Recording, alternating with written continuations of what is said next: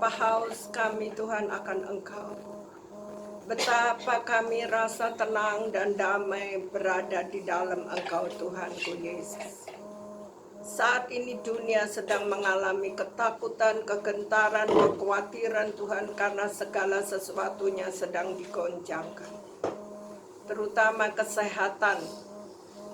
Kami percaya Tuhan orang-orang yang takut akan Tuhan berjalan seturut rancangan dan kehendak-Mu. Maka Engkau Tuhan mendengarkan setiap doa yang dipanjatkan.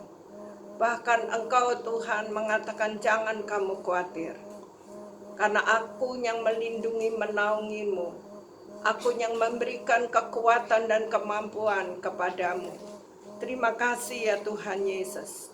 Terima kasih Bapa. Urapi setiap pendengar, urapi hamba-Mu, pakai hamba-Mu menjadi pipa corong-Mu bagi segenap umat-Mu yang mendengarkan Tuhan. Terima kasih ya Bapa. Terima kasih Roh Kudus. Hari ini adalah hari yang khusus Tuhan, di mana saudara-saudara kami juga merayakan Tuhan Idul Fitri. Dan kami mengucapkan juga selamat Hari Raya Idul Fitri. Dan maaf lahir batin. Terima kasih ya Bapa, berfirmanlah. Dan hamba siap Tuhan Kau pakai. Di dalam kuasa nama Yesus Kristus Tuhan. Amin. Saudara, kalau minggu yang lalu saya berbicara tentang kekhawatiran. Kekhawatiran di mana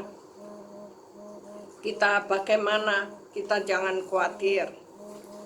Ya, kita sadar penciptaan Tuhan atas bumi ini. Bahkan penciptaan Tuhan atas burung yang rasanya tidak bekerja, Tuhan pelihara. Maka janganlah kita khawatir, kita pandang keadaan alam ini, betapa dahsyatnya. Terima kasih ya Tuhan, biarlah mereka mengerti Tuhan saat hamba bicara tentang khawatir dan bagaimana atasi kekhawatiran ini. Matius 4 ayat 4 ada tertulis, manusia hidup bukan dari roti saja atau makanan, tetapi dari setiap firman yang keluar dari mulut Allah.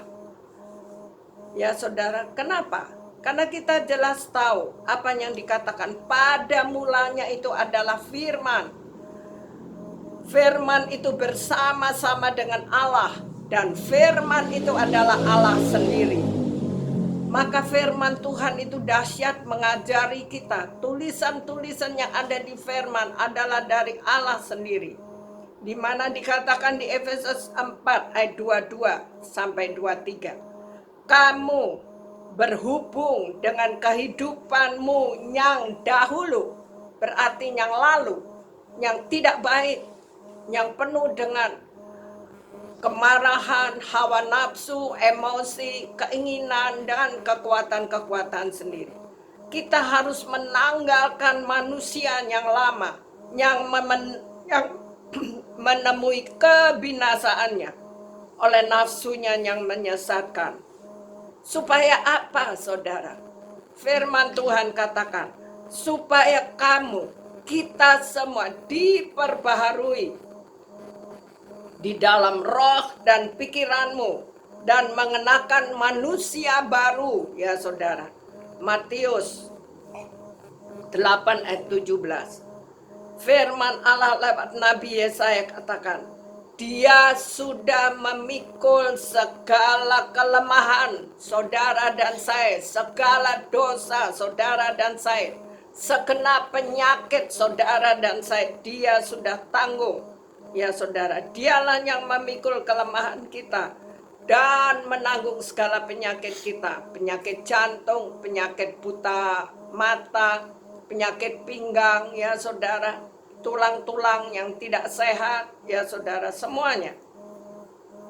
Maka dikatakan firman Allah ini, segala tulisan yang diilhamkan Allah memang bermanfaat untuk mengajar, untuk menyatakan kesalahan, untuk memperbarui kelakuan, dan untuk mendidik orang di dalam kebenaran, saudara. Dengan demikian, tiap-tiap manusia kepunyaan Allah. Kita semua ini kepunyaan Allah. Diperlengkapi untuk setiap perbuatan baik. Kekhawatiran, rasa takut, cemas, gelisah. Saudara, kalau engkau ikuti terus, maka engkau tidak mampu untuk berpikir lagi. Kekhawatiran hadir pertama sejak Adam dan Hawa jatuh dalam dosa. Mereka tidak mengindahkan perintahnya. Sejak saat itu tidak ada seorang pun manusia yang tidak pernah mengalami kekhawatiran. Manusia selalu diserang oleh kekhawatiran dan tekanan-tekanan hidup yang dapat memperburuk keadaannya, ya saudara. Kekhawatiran itu mengakibatkan perubahan fisik tubuh kita, metabolisme tubuh kita. Ada yang dalam kekhawatiran dia suka tidur, lebih banyak tidur, saudara. Ada yang dalam kekhawatiran tidak bisa tidur. Kekhawatiran dan penyakit ini berkaitan dengan penyakit insomnia, tidak bisa tidur. Kekhawatiran ini tidak bisa dikontrol, tiba-tiba muncul dalam pikiran ketika berusaha untuk tidur. Benar saudara, kita nggak mampu, kita nggak kuat, sekalipun kita lelah, kita nggak bisa tidur. Pikiranmu terganggu, mereka hingga tidak dapat terlelap sekalipun sangat mengantuk. Gejala-gejala fisiologis tidak mudah dideteksi dalam diri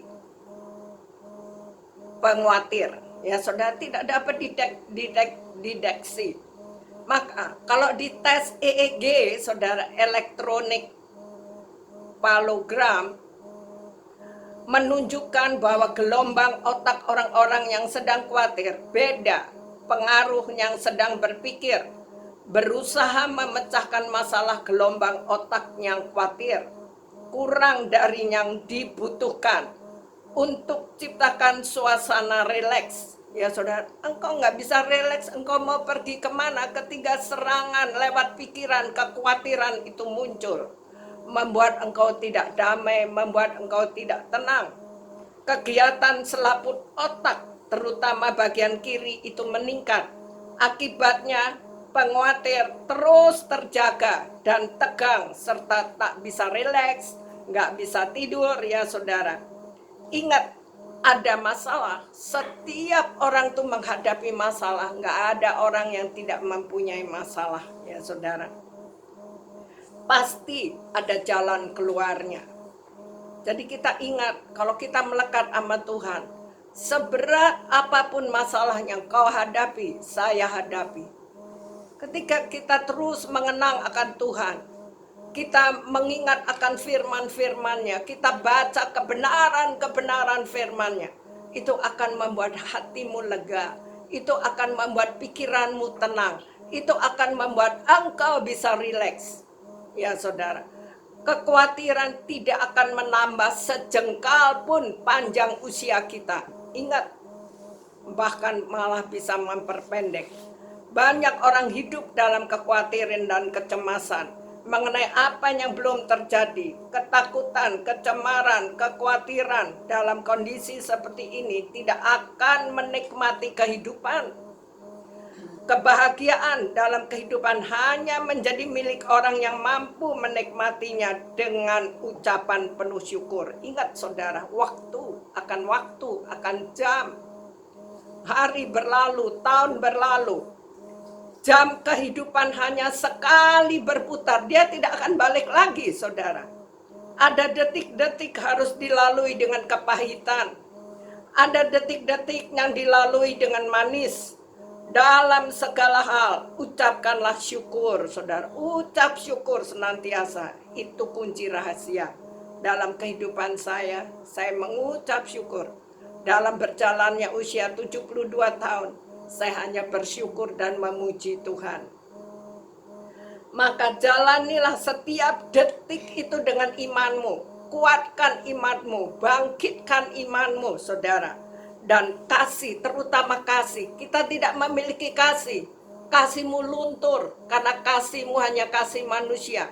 Tapi milikilah kasih Tuhan. Kalau engkau memiliki kasih Tuhan, kekhawatiranmu tuh hilang. Yang ada adalah dekapan kasih Allah, perlindungan Tuhan, penyertaan Tuhan dimanapun engkau berada, ya saudara. Jalanilah setiap detik itu dengan iman, dengan kasih, dan syukur selalu kepada Tuhan. Keadaan dunia ini sering berubah. Situasi di dalam pekerjaan, di dalam kuliah, di dalam perjalanan kehidupan ini bisa sekonyong-konyong berubah. Tidak seperti yang kita dambakan, ya saudara. Oleh karena itu kenapa kita mengucap syukur? Karena kita kalau mengeluh, kita mengomel, kita menggerutu, kita berkeluh kesah, kemudian kita tidak bisa menahan, maka emosi yang timbul. Maka apa akibatnya? Orang yang suka mengeluh, maka engkau akan sekonyong-konyong dibinasakan oleh malaikat maut, ya saudara. Agar kita menjadi lebih bijaksana dalam menjalani kehidupan ini, maka hidup itu jadi indah kalau kita melekat kepada Tuhan. Kita melekat di dalam kebenaran firman-Nya. Ya saudara, kekhawatiran akan kebutuhan hidup, makanan dan pakaian ya seringkali terjadi. 2, kekhawatiran akan hidup. Nggak bisa kerja saudara, hidup di dalam kemiskinan. Akibatnya engkau tidak bisa berpikir ya saudara. Yang ketiga, kekhawatiran akan masa depan. Aku mau jadi apa? Anakku, cucuku mau makan apa? Tapi firman Allah mengatakan, anak cucumu akan menjadi perkasa di muka bumi, dan aku tidak akan meninggalkan mereka, tidak akan membiarkan mereka, tidak akan menjadikan mereka orang yang minta-minta, tapi menjadi orang yang pemberi, menjadi orang yang bisa meminjamkan saudara. Ingat, semua ini kan membunuh imanmu kalau engkau khawatir. Ini akan membuat metabolisme tubuhmu berubah, menyebabkan sakit, kepala pusing, mah, kekhawatiran, ketakutan, kegelisahan, dan kanker akan timbul, saudara. Karena engkau takut, engkau khawatir, metabolisme tubuh berubah, engkau benci, engkau kecewa, ya saudara, dendam, memikirkan kejelekan orang melulu, maka itu akan berakibat di dalam kehidupanmu. Kekhawatiran tidak mampu berpikir, lama-kelamaan menjadi miskin, lama-kelamaan jadi apatis. Ia akan menyeret orang-orang dekatnya dalam masalah yang sukar. Esensi yaitu mampu memilah ya saudara, hal-hal yang penting dan yang kita perlukan. Kita harus berubah, kita harus memiliki esensi, dan singkirkanlah hal-hal yang sekunder, yang merintangi dan yang mempersulit hidup kita, ya saudara. Jadilah kita bijaksana, ya saudara. Apa yang dikatakan 1 Yohanes 1 ayat 9? Akibat daripada takut, gentar, ngeri, datangkan bencana, ketakutan harus dibereskan. Kita harus membereskan saudara. Kita takut pada apa sih? Belajar kita untuk mengampuni ya saudara, meminta ampun ya saudara, pengakuan di dalam kebiasaan kita. Takut atau trauma, ada kejadian masa lampau yang membuat engkau takut kecoa, takut berjumpa dengan orang itu. Ya saudara, kalau cucu saya takut sama kecoa. Akan satu malam saya lagi asik baca bersama-sama dengan anak cucu, toto buk lari, toto teriak. Saya pikir ada gempa atau ada apa, nggak taunya hanya kecoa terbang saudara, karena dia takut. Tapi kalau ada orang yang takut kecoa, setelah lama-lama dia pikir kenapa dia mesti berhadapan ini dengan ketakut. Dia ikutin itu kecoa. Ya kecoa hanya binatang kecil ya saudara. yang bisa disingkirkan. Akhirnya dia tidak takut dan dia melangkah terus ya saudara. Itulah caranya. Dulu saya paling serem sama tikus, tapi sekarang yang ada bersama saya ini semacam tikus, tapi yang disukai oleh orang ini ada bersama saya di dada saya, dia hangat di dada saya ya saudara. Apa hamster atau apa ini ya namanya? Sugar glider. Aduh saudara, binatang ini imut-imut banget, halus banget. Dan dia begitu cute, ini tetap tenang di dada saya, di tangan saya ini ya saudara. Dulu saya takut karena menyerupai tikus saudara. Saya seram dengan tikus. Tapi ini benar-benar binatang yang rasanya, aduh dia butuh kasih, dia butuh dibelai ya saudara, begitu kecil. Dan kupingnya hanya bergerak-gerak mendengarkan. Ini dengarkan firman juga kuping ini bergerak terus ya saudara. Tapi mari ya saudara, bila kita berseru kepada Tuhan, kepadaku kata Tuhan, aku akan menjawab. Aku akan menyertai dia dalam kesesakan. Aku akan meluputkannya dan memuliakannya ya saudara. Jadi Tuhan tidak memberikan roh ketakutan. Dia memberikan kepada kita kekuatan ya saudara. Sebab ketakutan akan mempengaruhi seluruh kehidupan kita. Maka apa yang dikatakan di Yeremia 17, diberkati orang yang mengandalkan Tuhan. Jadi jangan mengandalkan manusia, jangan mengandalkan apapun di dunia ini, tapi andalkan Tuhan ya saudara. Yang menaruh harapannya kepada Tuhan, ia akan seperti pohon yang ditanami di tepi air, yang merambatkan akar-akarnya ke tepi batang air, dan yang tidak mengalami datangnya panas terik. Ya saudara, yang ada adalah daunnya tetap hijau, yang tidak khawatir dalam tahun kering, dan yang tidak berhenti menghasilkan buah ya saudara, buah-buah ya saudara. Mengandalkan, trust ya saudara, mempercayai, maka akhir kata ya dari segala yang didengar ialah takutlah akan Tuhan ya saudara. Mata itu adalah pelita tubuh. Jika matamu baik, teranglah seluruh tubuhmu. Jika matamu jahat, gelaplah seluruh tubuhmu. Jadi jika terang yang ada padamu gelap, betapa gelapnya kegelapanmu dan masa depanmu. Maka firman Allah katakan, bangkitlah bahwa terang Tuhan itu datang. Maka untuk apa kita takut, untuk apa kita khawatir ya saudara. Saya selalu ingat burung aja, saya suka dengar suara burung ya saudara. Maka dikatakan di Markus 14, Yesus pernah alami takut dan gentar ya saudara. Terrified, takut sampai gemetaran ya saudara. Yosua 1 ayat 5. Seorang pun tidak akan dapat saudara bertahan menghadapi engkau ya saudara. Ada tangan Tuhan yang menjangkau engkau seumur hidupmu.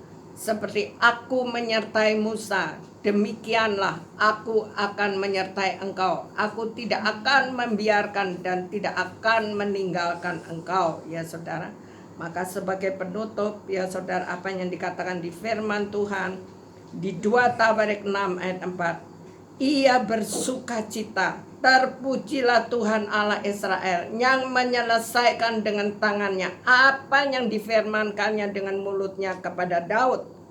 Maka saya katakan akhir dari semuanya ini, dari segala yang didengar ialah takutlah akan Allah dan berpeganglah pada perintahnya, karena itu adalah kewajiban setiap orang. Jadi kalau kita pegang perintah Tuhan, saudara, engkau tidak akan khawatir, saudara, engkau tidak akan takut, karena Dia yang memberikan nafas kehidupan kepada saudara dan saya. Itulah Tuhan kita. Dia ada di setiap musim hidupmu ya saudara. Bila ia berseru kepadaku, kata Tuhan, aku akan menjawab. Aku akan menyertai dia dalam kesesakan. Aku akan meluputkannya dan memuliakannya. Maka diberkatilah orang yang mengandalkan Tuhan, ya saudara. Kita mau bebas dari ketakutan, kekhawatiran, maka bisa hidup lebih lama dan panjang umur, dan tingkatkan kebahagiaan lebih tinggi, dan energi dapat disalurkan untuk hal-hal yang positif. Ngapain kita merenungkan takut dan khawatir? Tapi mari energi kita untuk yang lain, ya saudara. Itulah maka sering yang saya baca berpuluh kali Kejadian sampai Wahyu, yang saya tahu hanya ada dua hal yang sangat penting. Kasihi Tuhan Allahmu dengan segenap hatimu, dan kasihilah sesamamu manusia. Itu perintah yang Tuhan. Kalau kita ada di dalam itu dan melakukan, saudara, kekhawatiran itu tidak akan ada. Suka-sukamu Tuhan, ya saudara. Yang saya lagi heran juga, binatang ini tenang aja, padahal tadi lari-lari. Ya sudah, dia merasa tenang.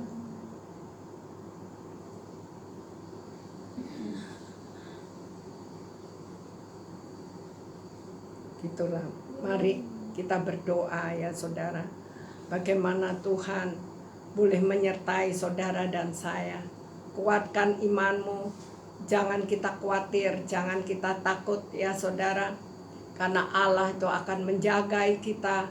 Allah menyertai, memberikan kita kemampuan untuk melewati setiap masalah, melewati setiap kekhawatiranmu, ya saudara. Dia adalah Tuhan yang benar-benar mengasihi umatnya. Apalagi kita melekat kepada dia. Sebelum kita ucapkan, saudara, hanya terbesit di hati. Allah udah mengerti, Allah udah menyediakan. Itu yang saya seringkali terheran-heran, ya saudara. Ketika saya satu saat benar-benar di tas, di dompet, 1 sen pun tidak ada, saudara. Saya hanya diam, Tuhan Engkau tahu. Waktu saya pergi ke ibadah, baru saya duduk. Terus ada orang duduk di sebelah saya, tahu-tahu memberikan saya envelope. Saya sukacita banget, saudara, kok ini orang dipakai Tuhan. Setelah itu saya ke toilet, saya mau lihat. Tapi ada suara, ini bukan milikmu. Loh, bukankah orang itu memberi kepada saya? Itu terus ngiang-ngiang. Saya kembali ke duduk saya. Datanglah orang di sebelah saya, yang sisi sebelahnya.